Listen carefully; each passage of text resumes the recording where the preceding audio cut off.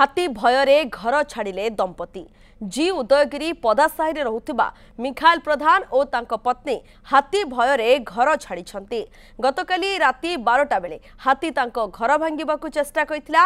एही समय रे स्वामी स्त्री दुहे भୟରେ निकटस्थ जंगल को चली जाइथिले। सकाळु वन कर्मचारी पहुंचबा परे समारे घर को फेरिछन्ते आ सेही अंचल रे हाथी आतंक जोगु लोके भयभीत अवस्था रे।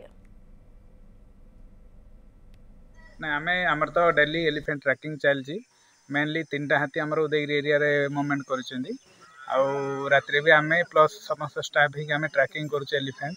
किंतु दुखर विषय काली राति वर्षा भी होथला आ ए जो मिखालाल भाई को घरे राति पाखा पाखी 2टा रु घंटा 2टा भितरे सेई 3 पटु 2 पट हाथी एपट आसिकरी तांको घर भांगी दैछन्ती आ तांको चावल धान भी नष्ट कर दैछन्ती आसपास पत्र भी नष्ट कर दैछन्ती।